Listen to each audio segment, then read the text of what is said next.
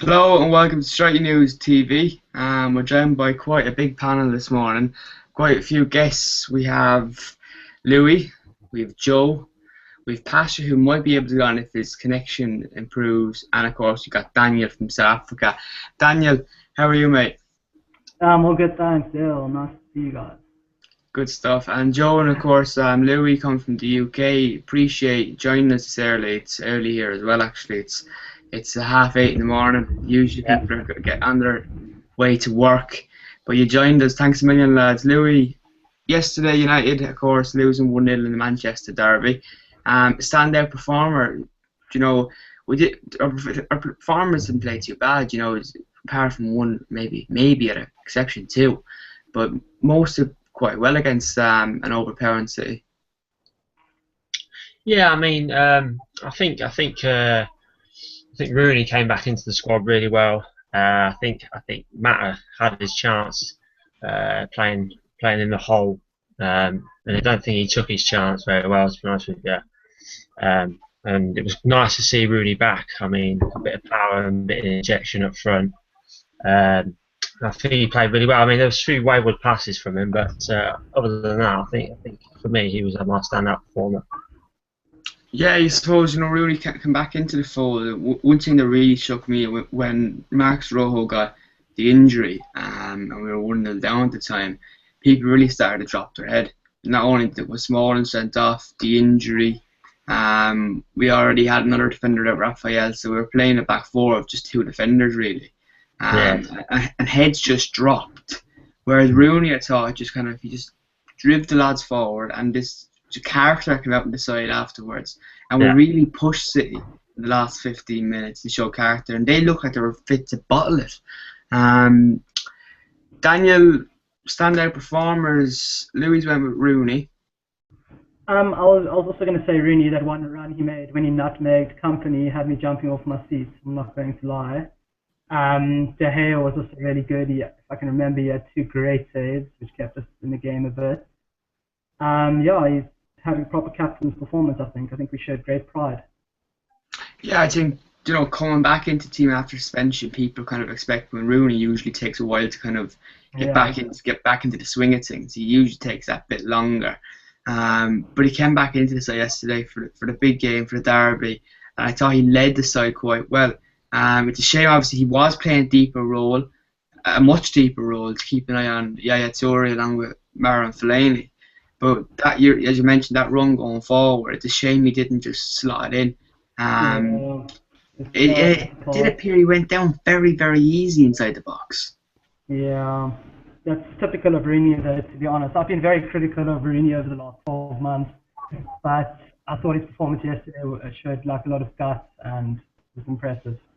Yeah, no, I agree. So with Rooney, two Rooney standouts. Joey, are you gonna pick someone else for a standout yesterday? Well, I'm not sure whether Michael Carrick's been mentioned or not, No. but I think he came on and he hasn't played. He hasn't played. Let's not forget that he didn't have a pre-season. He's come straight into the team.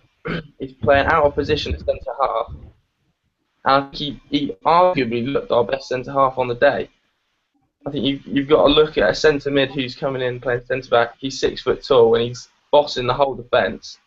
He's pushing Paddy McNair out, pushing Luke Shaw out. We've got Valencia on his side. He's not even a fullback. I need to come straight back in, almost seamlessly. Yeah, there is talk now, of course, that the Marcus Rojo injury, Phil Jones being injured, Blackett being injured, Small now being suspended for the game against Palace. And what United going to do centre half?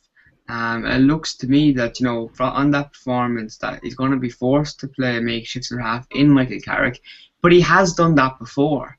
And of course he came into the side yesterday with a very inexperienced set of defenders, and he led the way. You needed someone like that, because I was questioning after the sending off. We've one defender on the bench and we need a defender on the pitch, and he didn't bring on that defender, McNair, obviously for obvious reasons, being like inexperienced and so on. But he did bring on Michael Carrick purely because of it, experience, and you need that in a big game. A standout player for me, I'll go with Luke Shaw. I thought he was solid yesterday in the first 15 minutes of the game when we were looking really, really good. He looked like our main outlet going forward. And that was until the sending off when our game plan just went completely out the window. And even in the second half, when our backs were against the wall, he wasn't too bad defensively. And he was up against Navas, who very, very speedy winger. And Navas' game, he was taking his time and he was waiting for that moment to get in behind Shaw. Shaw wasn't an easy member of the opposition to face, nowhere near it. So I would go with Shaw. But on that note, you know, Louis, what did you make of Fellaini yesterday? You know, if I asked you that 4 weeks ago, you know, the answer would be quite obvious. But he's proven a lot of people wrong right now after 3 games against City, second half against West Brom, and now against Chelsea last week as well. Yeah, I mean, it looks like a changed man, doesn't it? I mean, he's still got the afro, but yeah, I mean, he's come back into the squad, and I think, like you say, he's proven a lot of people wrong. I mean, I think he has got a point to prove. I mean, with a big price tag of what he had. Fortunately, that's not come about until now. I mean, I think we've called upon him, and I think he's turned out to. I mean, the last few games been really well, played really, really well. Is Louis van Gaal doing something illegal, Daniel? Is Louis van Gaal doing something illegal with Marouane Fellaini? Where has Marouane Fellaini come out with all these good performances? I think that he's been deployed almost as a second striker when going forward. I think giving him that freedom has been a great bit of intuition by Van Gaal, which Moyes failed to do. Whereas Moyes just wanted him to sit back, pass it around, almost like Daley Blind is doing. But now Fellaini has been given this freedom to push forward, get in the box, use his height. And I think that's benefited him a lot. It's funny, isn't it? You know, we're talking about Blind, and he's come in, and I think he's done very, very well. He's so tidy in that role. And you briefly mentioned Fellaini was expected that last season. And Fellaini, I wouldn't call him a tidy. He's not mobile enough, really. But the role he's in right now, it's like he's set up for an oppositions that have either a powerhouse or a deadly midfield maestro. He's a nuisance. He's getting in the way. He's making quality runs. He's keeping the ball too, which last season he wasn't doing. He was very, very sloppy, and he just seems kind of be coming into himself a bit more. And I think if he can continue this, all this talk of people wanting him out and that they don't want him playing for the club and this and that, he's proving people wrong. He really is. And Herrera started his Manchester United career brightly, and he's finding it hard to get back in the squad right now. Who thought that would happen 2 months ago? No one thought that would happen. Another new sign, because Marcus Rojo, as you mentioned, picked up an injury yesterday. Joe, his performance yesterday, what did you make of it? Is he coming into himself as a centre half? Is he commanding enough? You know, I thought before he got injured, he was actually having probably his best game of the season. You won't see many centre-halves keep Aguero as quiet as he did, and Aguero was almost silent up until the injury.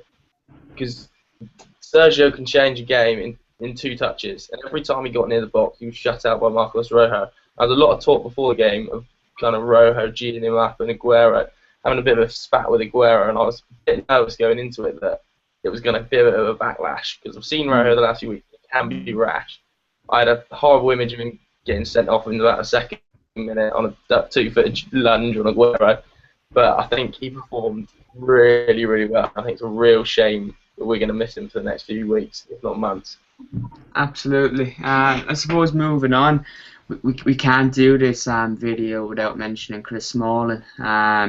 Before we get to the actual red card, Louis, talk us through the first yellow card. What was he doing? It's just silly, isn't it? I mean, it's just petty. I mean, yeah, he's probably trying to stop them on the counter attack, but it's a cheap yellow card you're picking up in the derby. I think it was 36 minutes in. He's your centre half. Yeah. You should not be getting booked. If someone's getting booked like that, look, let Van Persie do it. That obviously wasn't discussed before the game. He decided himself to go out himself and to do it. And what made it even worse was when the referee blew it. As he walked back towards the referee, he kicked the ball away. And that's a yellow card offence as well. You know, it's like he went out to do it. He looked like he looked totally inexperienced when Chris Smalling should know a lot better than that. All he needed to do was take a look at that bench and see and think, well, we haven't got another proper defender to come on here, and just be a bit more, use his box a bit more. I mean, it was just petty, and the second one, you can't argue with it, can you? No, I don't think so. I think when you're on your first yellow card and you go diving in like that, you're asking for a referee to make a big decision, and that's what he did. Daniel, I suppose, looking back, did he let United down yesterday? I don't like blaming one player for a defeat, but I do think Chris Smalling let the side down. Such a big game, such a big occasion, and he let it get to his head. I just don't understand how that actually went through his head, because Van Gaal specifically said like they've been working on temperaments and big match temperaments and how they mustn't get a red card. It's of vital importance, obviously. And then he goes ahead and he does that. Like, does he have brains? Like, I don't know. It's ridiculous. We'll send an email to Carrington this morning. Has Chris Smalling got a brain? Yeah. That's what I want to know, because he knows we have a defensive crisis. I mean, anyone knows we have a defensive crisis, and now, like, I just don't understand it. It's in my mind, honestly. It's very frustrating, and I think, you know, to be honest, I've said enough about Chris Smalling, and I'm very disappointed in him. Joe, just on that note, of course, Michael Carrick came on and replaced his role in the back four. You spoke about him, you were impressed with him yesterday. Paddy McNair, arguably at fault for Aguero's goal, but apart from that, I thought his performance for a youngster coming on, he looked composed. And it's not the first time, it was his third night performance. I thought he looked well. I think when he came on, he looks far more composed on the ball than Smalling does, and that Smalling has done his whole United career. Smalling, what I would describe in the age bracket as being, he should be pushing on. He should be becoming one of our standout centre halves. If he's going to be starting at centre back likes of McNair and over likes of Phil Jones, he needs to start putting his foot into tackles, winning headers, and becoming a leader on the pitch. And that is not something I see Chris Smalling do. All I see him do is make mistakes, give the ball away. I'm not sure he's United standard. He's not good enough. He's not good enough. He's not good enough. I know people are of that opinion, and the show Stars was of that opinion last season. I questioned it, and I think it was Daniel Taylor yesterday from The Guardian that posted a tweet that the coaches mentioned I actually see Chris Smalling as a more intelligent defender than Phil Jones, which is an interesting one, and it begs the question. I have to get the name up in a second, but someone did ask on Twitter last night for the show, your preferred centre back pair, and granted everyone's back fit. Louis, who are your two centre halves for United? My back four. Your back four, yeah, go for back four. Obviously, I'd go Raphael right back. And you're looking at Jones, Rojo, and Shaw for me. That's my back four. I think it's. I'm a big fan of Raphael. I think he's come on really well. Jones for me, a run for a brick wall for you. Rojo, solid. Still got a little, still can be a little bit clumsy, but I think he obviously he's new to join the club, and sure, yeah. Just say with the injuries, is it time to invest in this in their halves, Joe? Oh, I think we didn't invest in this half because when Louis came in, I think he did a bit of time to assess the squad, and I'm not quite sure that you need to have the defence to accurately ascertain players. I think I looked at it, and I think in January the most crucial thing is to sign a centre half. I think if we can't get Hummels, no, I'm kind of looking at Dortmund and hoping that they continue to lose because I can't see Hummels staying. That sounds quite bad, but I can't see how they're too much longer, especially if Klopp goes. I think we've got to go after him, and if we're going to be spending 20 million on an ageing centre half like Godey, spend 30 on Hummels, no? Yeah, yeah. You know, Hummel's the name that comes up whenever you ask a fan what defender do you want. He comes up quite a lot. Daniel, your two prefer, or your back four or back three, perhaps? I personally don't think Rojo is a natural centre back. He doesn't command box like, I don't know. I think a pairing with Rojo would be great. You see, I don't think Hummels will leave the season, to be honest. Who was I thinking about now? I think we should have signed Benicia before he went to Bayern. I know Jim White, everyone was so excited about that. I don't know if you guys can remember about that. It was ridiculous. And then he obviously signed for Bayern. Another centre back that we could, I like Evans personally when he's fit and he's played a few games and he's solid. So for me, it would have to be Raphael. Massive fan of Raphael, Evans, Rojo, and Shaw on the left. Yeah, well, if you asked me last coming into the season, I would have said Evans. And I think since Van Gaal's taken over, I know he's injured now, but he's had a very, very difficult time settling in. He hasn't looked the player he's had before. He hasn't looked composed. Whether that's given over time, hopefully. He hasn't really played. Yeah, he's injured now. He played a bit at the start of the season and looked on edge quite a lot. But going on this season alone, I think Phil Jones has looked spectacular. Not so great last week or the week when he came back from the injury, but at the start of the season we were leaking lots and lots of goals. He was the one defender doing his job, and it wasn't always his fault. He looked composed again, he looked like a leader, which Jones, he's always like a leader. It's about just him coming on a small bit. So my back four would be Raphael. I think we're all in agreement with Raphael. Luke Shaw left back, Rojo and Jones. And of course, what really angers me is this season, we have lots of injuries. It's going to take time for all the players to come back fit again. But if we didn't have this problem with injuries, I don't think the selection of defenders we have would look so bad. Because they'd be playing regularly together. And you look, I know it's a big difference with Vincent Kompany and Nemanja Vidic.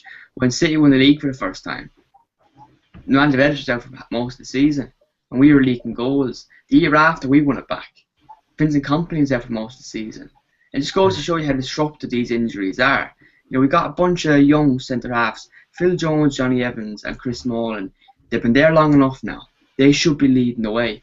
But no, they've been disrupted by injuries. Ravella's disrupted from day one. And now you have Rojo in, who's already injured. We're getting no break with the back four. And I don't think you can go around and blame an individual player. If they're in the team consistently, without injuries, I don't think it'd be as bad. I know just back on the back of the results, you see everyone's pointing a finger at Chris Smalling, and Chris Smalling's the worst man in the town, and so on. Look, players get sent off, and players do stupid things. I'm not saying he should never play for a club again, because that's what most people voted on a poll last night. Manchester Evening News. I think he deserves a chance again. Of course he does, but I'm still very disappointed. I'm sure Louis van Gaal is too. Yeah. Staying on the game and moving on a small bit, Michael Oliver, referee, yesterday had an absolute mare. Not for sending off Chris Smalling because he deserved it totally, but some of it took him 62 minutes to book a City player, and they committed more fouls than we did, which just puzzled me. He booked Daley Blind early on. Moments later, Sabah did the same thing, got away with it, and Rooney rightly questioned that. However, following the first booking, Chris Smalling was confronted Joe Hart. Joe Hart run quite a distance out of his box towards the referee, went head to head with the referee, shouting down his neck or whatever he was doing, where he went head to head with the referee. How is that acceptable? And I was watching a show, the United View, last night. It's another YouTube show for United fans, and they're talking about consistency of refs. Have refs ever been consistent? Louis? No. Yeah, sorry. No, I mean it's it's a tough job, isn't it? It's a real tough job. I think obviously going into a a derby, a Manchester derby, you always get the cliche of let things go. I suppose they don't put people too early on. You have sending us all over the place, but it is a tough job. And I mean, but you can't go around going head to head with the referee, can you? I mean, I can't see how that's not a booking. I mean, kicking the ball Joe away. R can. Yeah, well, that's what I'm saying. That's inconsistency. I mean, that's why they get a lot of crap, really, don't they? I mean, but half the time they bring it on themselves. Yeah, I totally agree. Michael Oliver yesterday, Joe, what did you make of him as a referee? I know you can't really sit back and just slam a referee, but he just left City away with so much. But other than that, they had about 5 or 6 penalty shouts that I thought were penalties, and he didn't give. You know, going on one of them, you can talk about Fellaini or talk about Rojo's in tackles. What did you make of them? They were clearly penalty decisions, yeah? Oh, well, they're two blatant penalties. I'd say City probably had 5 or 6 penalty shouts in the game, and 4 of them were definite penalties. I do think we got away with a lot yesterday, I have to say. But I just think Michael Oliver, he just seems so young for a referee. He seems to buckle so often. And, I mean, there was an incident in the first half where Blind's gone in for a challenge on Yaya Toure, and he's booked him straight away, card out of the pocket as fast as lightning. And then Zabaleta on the right back, Luke Shaw terrorising him for the first 20 minutes.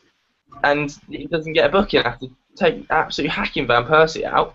So I think he was a bit inconsistent yesterday. But with other penalty shouts, I think Rojo's a very lucky boy to stay on the pitch from that incident. To be honest with you. Yeah, Toure. He's not come around him. He's come through him. He's come straight up through his legs, and he might get a little touch on the ball. I think it is debatable, a little touch, but to get the touch, I think he has cleaned him out. And Fellaini, well, we know Fellaini, don't we? How many times have we seen him barrage into the back people in the box? I'm sure we've all sat there and gone, oh bloody hell, here he comes. Here he comes. Marouan's come in like a steam tray. See that afro bobbing, and you know there's trouble. So they're on a microphone. Daniel, before we came on, you did bring up the Rojo incidents. Do you want to elaborate on your feelings on that one? I thought Rojo actually had no idea Yaya Toure was behind him. When he came through him, by the time he knew he was already through him, and Yaya Toure was clearly fouled. I don't think it was a red card, just because Yaya Toure didn't have full control over the ball. It wasn't clear cut. It wasn't a clear cut red card. But to be honest, it was hands down a penalty, and we were lucky. Yeah, absolutely. Moving on, I suppose after the Manchester derby defeat, people are kind of asking when will we get back on track? How will this affect United in the short run and I suppose long run? Louis, can you see us picking up soon, straight away at Crystal Palace and then on to Arsenal? Yeah, I mean, albeit, I mean, losing 1-0 at City, it's not with 10 men. It's not a bad result, is it? I mean, trying to take some positives away from the game. I think we played too bad. I think with injuries as well. I think once we get some people back, I mean, I still think we'll finish in top 4. I still finish. Confident of that? I don't think it's going to be much of an issue, top 4. I think we just need to start putting away the smaller teams, like the Palace and that. We need to start putting them away. There's too much, a hesitation, a lack of urgency against these teams, and we invite the pressure. We're conceding stupid goals, and of course with the defensive fragilities, it's very difficult to put a stop on that. I suppose another question just on this for you, Daniel.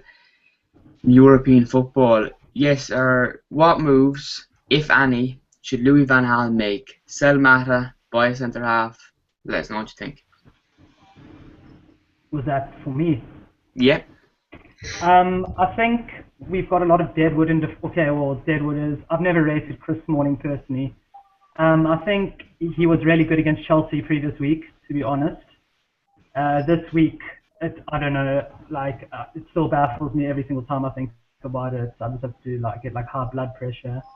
But we obviously need 2 centre backs. I would say a centre mid, In terms of names, you never really know who's available and stuff. Like, you can say names and stuff, but you have to be realistic. Should we We've sell been Mata? linked. Should we sell Mata? No, because next year, hopefully, we have Champions League football. We're going to have Capital One Cup. We're going to have FA Cup. And Fergie was a master of rotation, and you have to rotate. You can't play people every game. Yeah, that's fair only enough. What you make of that, Joe? I do tend to disagree with that. I probably think Mata's got to go now. I think he holds up the play for too long, and I think if you want a backup, Januzaj said the whole time he's been at United he likes playing in the number 10 slot. I think if we're starting to play Mata and we're going to start playing fast-flowing, creative, attacking football, I just don't think Mata's got the pace, and I think he holds up attacks. I think you see it with Rooney yesterday, where he burst past defenders. I haven't seen Mata burst past a defender since he was in the Chelsea shirt. I think Januzaj does it, and I think given the chance in the hole, as a rotation, Januzaj is a better option than Mata. Do you agree with that, Louis? No. I mean, I do like Januzaj. I think obviously David Moyes brought him into the squad last year. Really impressed with him, but I don't think he's not got that injection of pace to go past the player. I think that he's not out on the wing. He relies on the right back to overlap to be able to come back in on his left foot. I just don't. I'm still a bit unsure about Januzaj. I mean, I think Mata's a proven player. I mean, you look at him, his career. I mean, his career at Chelsea. I still think to the start of this season, I think Mata was playing well. I prefer to go with Mata. I think Mata, like you say, rotation of the squad going into Champions League, FA Cup, Capital One Cup, League Cup, with injuries floating about. I mean, you need a big squad. Yeah, definitely. Suppose before we wrap it up, we're running about around a half an hour now. The main question of it all: will Manchester United finish above City in the league this season? Daniel? Not a chance, unfortunately. It's just in a transitional season. We have to be realistic here. We're going to have games where we look amazing. We're going to have games where we look very average. And I think that'll come right next season, to be honest. Once our players develop a bit of chemistry, and yeah, I think we will make top four. I think the other teams are looking pretty shady, but I think next season will be a much better reflection of how we perform. This season's still up and down. Regardless of results, I do believe we're closer to City than they are to Chelsea. I suppose, Joe, can we finish above City this year? I think we're dreaming if we think we can finish above City, to be honest with you. I think squad depth that they've got compared to us is like horrifying. They've almost got a man for every single position, whereas you look, if United pick up 2 injuries in our midfield, I think we're back to where we were last year. I'm not sure that we've got the starting 11 that's as quality or the squad depth that City have got, so I think we'll probably scrape 4th just ahead of Liverpool. What do you think, Louis? 0 chance of us finishing above City. Like I said, the squad's a massive squad. Rotation for them is easy. But I think with the likes of Liverpool been absolutely shocking this year. Arsenal not doing too great either. I think we're guaranteed top 4. I think we'll finish above them too anyway. So yeah, top 4 for me, but not above City. No chance. It was great having you on, lads. Just before we wrap it up, Daniel, your Twitter name so people can follow you. Excuse me? Your Twitter name so people can follow you. D Lipchen, I think D Lipchen, but I'm going to change it. I don't tweet that much. I just read. No worries. Louis, your Twitter name? Yeah, it's at Lewis Gilkes, LOUISGILKES. Joe? Mine's at Joe Tomlinson, THOMLINSON. And of course, you can follow us at Stretty News and at Stretty News TV. You can like us on Facebook with Stretty News and get involved with lots of chatter. keep an eye out for the blog this week. We have some reports coming from the Etihad, of course, today, with some, I suppose, more analysis and some more disappointment. If you want to be that bit more depressed going to work this morning. Thanks for watching, and make sure you like, comment, and subscribe to the channel. We'll see you again next week. Thanks, lads. Thanks, Al. Cheers.